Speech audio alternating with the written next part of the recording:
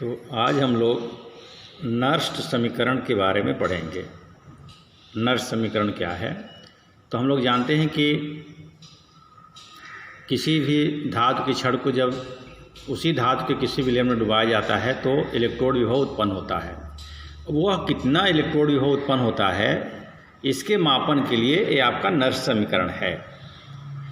देखिए आप लिखा है किसी धातु इलेक्ट्रोड का इलेक्ट्रोड विभव ज्ञात करने के लिए प्रयुक्त समीकरण को नर्स्ट समीकरण कहते हैं। मतलब नर्स्ट समीकरण की सहायता से किसी भी इलेक्ट्रोड का हम इलेक्ट्रोड विभव ज्ञात कर सकते हैं।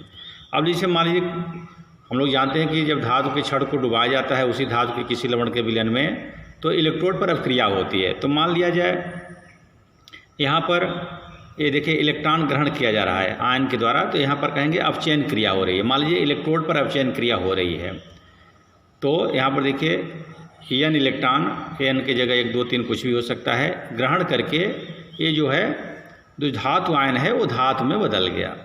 जो यस लिखा है वो सॉलिड धातु, चूँकि सॉलिड अवस्था में होता है, और जो विलयन में आयन होते हैं वह जलीय विलयन में होते हैं। तो यहाँ पर एक्वस लिखा है, मतलब जलीय विलयन में ये आयन उपस्थित है।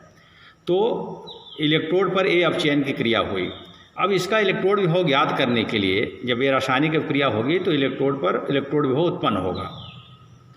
अब उसको ज्ञात करने के लिए नर्स ने समीकरण दिया है। तो देखिए लिखा है E बराबर E0 माइनस 2.303 RT बटे NF log to the base 10 power m की सांद्रता बटे m आयन की सांद्रता।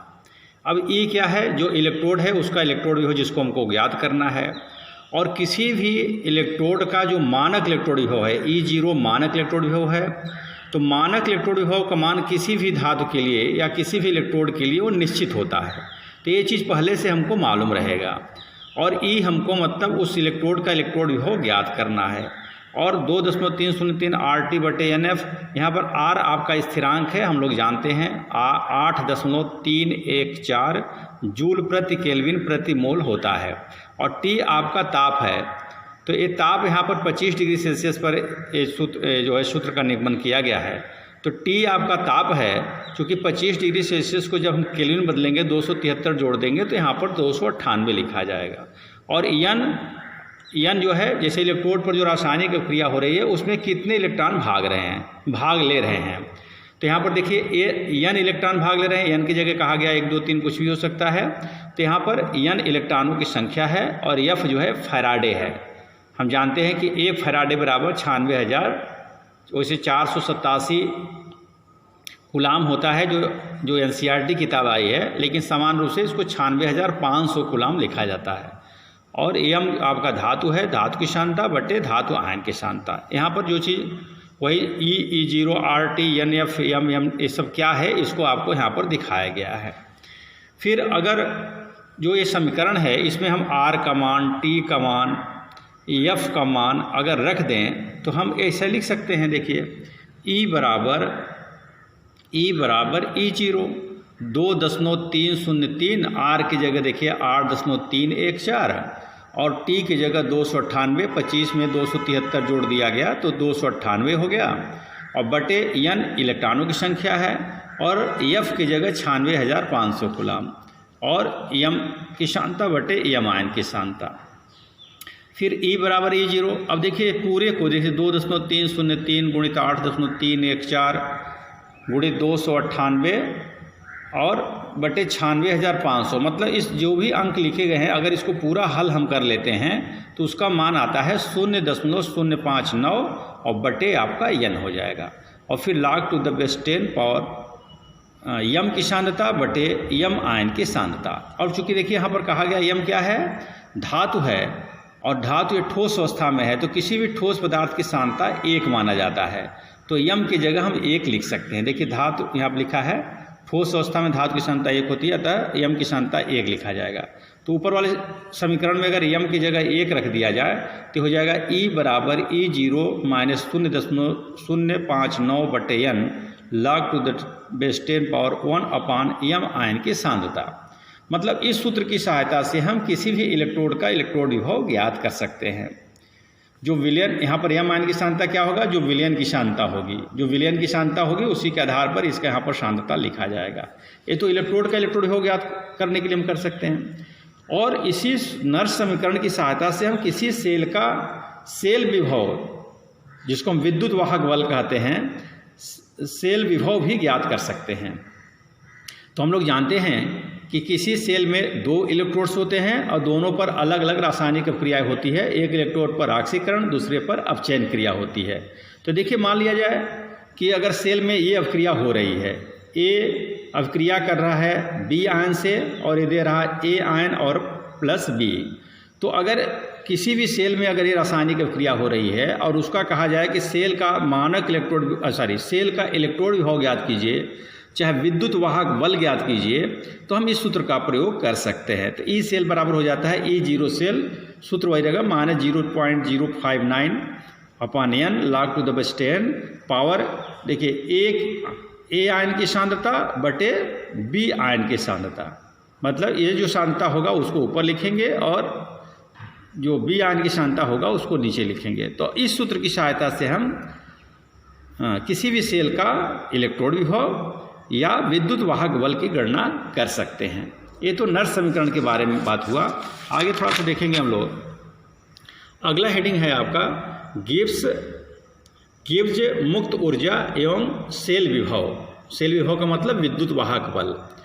तो हम लोग जानते थे कि विद्युत रासायनिक सेल द्वारा उत्पन्न विद्युत ऊर्जा या विद्युत कार्य, मतलब जो विद्युत रासायनिक सेल होता है जिसको गैल्वेनिक सेल या वोल्टेज सेल कहते हैं, तो उसके द्वारा जो विद्युत ऊर्जा उत्पन्न होता है या उसके द्वारा जो कार्य किया जाता है, तो या विद्युत कार्य को निम्न समीकरण द्वारा प्रदर्शित कर सकते हैं।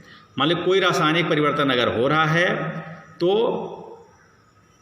सेल द्वारा कितना विद्युत ऊर्जा उत्पन्न हो रहा है या उसके द्वारा कितना कार्य किया जा रहा है, हम इस सूत्र की सहायता से ज्ञात कर सकते हैं। तो यहाँ लिखा है W विद्युत, मतलब विद्युत ऊर्जा बराबर या विद्युत कार्य बराबर सेल का विद्युत वाहक बल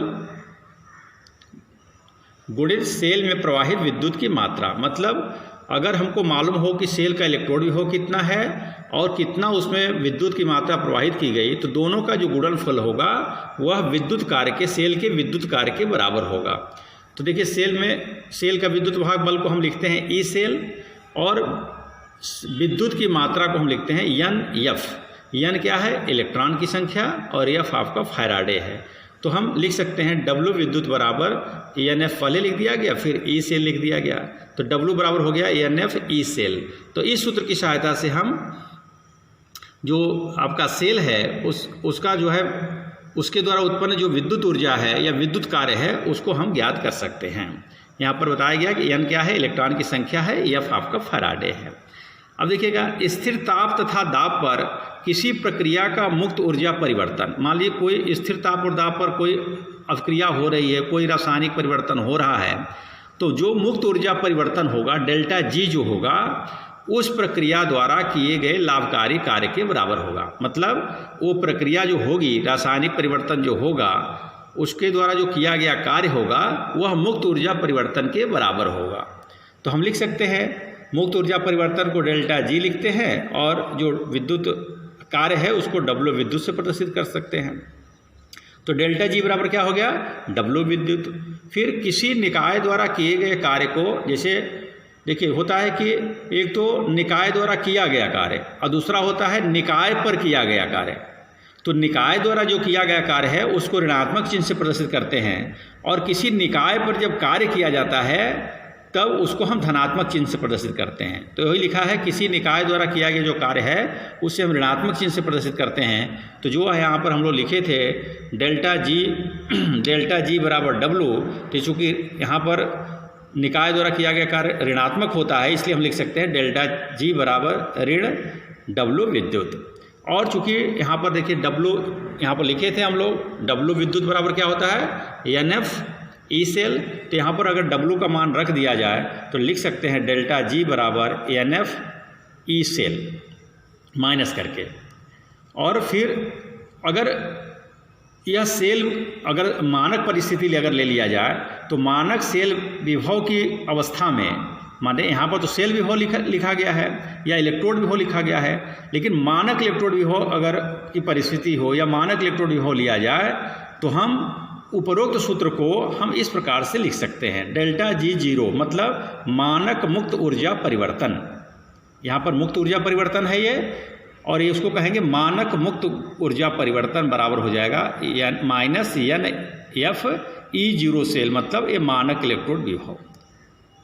ठीक है, तो डेल्टा जी जीरो मानक मुक्त ऊर्जा यहाँ पर परिवर्तन है। अगर इस प्रकार का आंकिक प्रश्न आता है तो इस सूत्र का हम प्रयोग कर सकते हैं। एक और सूत्र है गिब्स मुक्त